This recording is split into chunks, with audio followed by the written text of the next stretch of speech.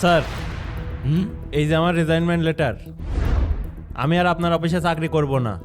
কেন, কি সমস্যা? স্যার আমি এই অফিসে প্রতিনিয়ত বৈষম্যের শিকার হচ্ছে, এই জন্য চাকরি করব না স্যার। কে বৈষম্য করছে?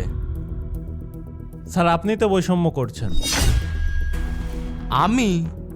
মানে কি বলছো এসব তুমি? জি স্যার আমি ঠিকই বলছি। তোমার কি মাথা খারাপ হয়ে গেছে? তুমি কি বলছো ভেবে বলছো? তুমি কিন্তু আমাকে ইনসাল্ট করছো। স্যার আপনি ইনসাল্ট ভাবলে ভাবতে পারেন, কিন্তু যেটা সত্যি হচ্ছে আমি সেটাই বলছি স্যার। মানে বুঝিয়ে বলো। স্যার তাহলে শোনেন। আসিফ, তোমার কাজ খুব ভালো হচ্ছে, এই নাও তোমার স্যালারি। তোমার কাজের প্রতি অফিসের সবাই খুবই খুশি এবং পার্সোনালি আমিও কিন্তু খুব খুশি। আর সামনের মাস থেকে আরো ভালো করে কাজ করবা, ঠিক আছে? আর তোমার স্যালারি 7,000 টাকা, ওকে? হ্যাঁ স্যার। যাও নিজের কাজ করো, ঠিক আছে? এই মিরাজ। জি স্যার। একটু আমার রুমে আসো তো। আসসালামু আলাইকুম স্যার। হ্যাঁ বসো। এই যে তোমার এই মাসের স্যালারি, ঠিক আছে? Thank you sir. আচ্ছা যাও। ঠিক আছে স্যার। যাও। জি আসসালামু আলাইকুম। 1 2 3 4 কত টাকা বেতন পালি তুই? 7,000 টাকা। এই আসিফ, আমার রুমে আসো তো। ও এই থাক থাক গেলাম। আচ্ছা যা।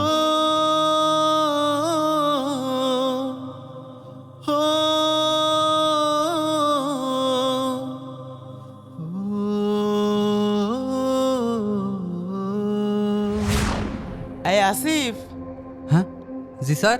তোমার ভাবি তোমার জন্য কাতলা মাছের মাথার মুড়ি ঘন্ট আর গরুর গোশত রান্না করছে, খেতে আসতে হবে। হ্যাঁ চলে এসো। আরে এই মিরাজ, জি তুমি হচ্ছে অফিসের সব কাজ গুছিয়ে রেখো, ঠিক আছে?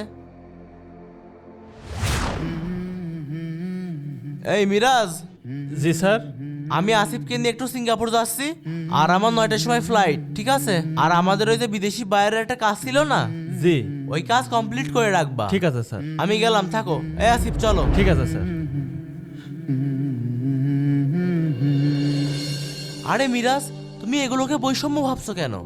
আরে আসিফের সংসারের খরচ বেশি, তাই আমি আসিফকে বেশি বেতন দিই। আর তোমার সংসারের খরচ কম, তাই আমি তোমাকে কম বেতন দিই। আর আসিফের সংসার তো আসিফের নিজে চালানো লাগে, এজন্য আমি আসিফকে 7,000 টাকা বেতন দিই। আর তোমার মাথার উপরে তো তোমার বাবা আছে, তোমার তো চাল কিনে খাওয়া লাগে না, এই জন্য তোমাকে আমি কম বেতন দিই। তোমার 3,500 দিলে কিন্তু চলে যায়, তাই না? ইচ্ছা করলে আমি তোমাকে বেশি বেতন দিতে পারি, কিন্তু দিই না কেন জানো? কারণ তুমি ছোট মানুষ, এসব টাকা নিয়ে বাজে খরচ করবে, এই জন্য তোমাকে আমি বেশি বেতন দিই না। স্যার আপনি এটা কোনো কথা বললেন? আমাকে কম বেতন দিবেন কেন? আমার যেটা ন্যায্য পাওনা সেটা দিবেন। সেই টাকা দিয়ে আমি কি খরচ করি না করি সেটা আমি বুঝবো। স্যার আপনি মাঝে মাঝে মালয়েশিয়া যান, আমাদের অফিসের প্রায় সবাইকে নিয়ে যান, আমাকে কখনো নিয়ে যান না।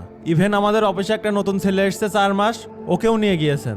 কিন্তু আপনার অফিসে আমি আজ 2 বছর চাকরি করছি, আমাকে কখনো নিয়ে গেলেন না। এটা আমার খুব খারাপ লেগেছে স্যার। এটা কি বৈষম্য নয় স্যার? দেখো মিরাজ, তুমি কিন্তু তোমার লিমিট ক্রস করছো। আমি কাকে মালয়েশিয়ায় নেব কি নেব না, এটা আমার ব্যক্তিগত বিষয়, এখানে তো তোমার কথা বলা সাজে না। আর মিরাজ, তুমি কি মনে করো তোমার মালয়েশিয়ায় যাওয়ার যোগ্যতা আছে? হ্যাঁ, তোমার যদি মালয়েশিয়ায় যেতে হয় তাহলে তোমাকে 7 বার জন্ম নেওয়া লাগবে। এখানে আমি একদিন আসিনি, আজ 5 বছর ধরে কোম্পানিটাকে টিকিয়ে রেখেছি, দিল দিল করে আমি উঠেছি। স্যার আমিও কিন্তু এই প্রতিষ্ঠানে 3 বছর ধরে কাজ করছি। এই প্রতিষ্ঠানটা আমি নিজের মনে করে দিনরাত এক করে কাজ করেছি স্যার। কিন্তু আমি যে এরকম পরিস্থিতিতে পড়বো এটা আমি কখনো কল্পনা করিনি স্যার। ঠিক আছে স্যার, আপনি আমাকে মাফ করে দিন, আমি চলে গেলাম স্যার। ছেলেটার সাথে কি আমি সত্যি জুলুম করলাম, নাকি আমার পারিবারিক শিক্ষার অভাব ছিল, নাকি আজ আমি টাকার মোহে পড়ে অন্ধ?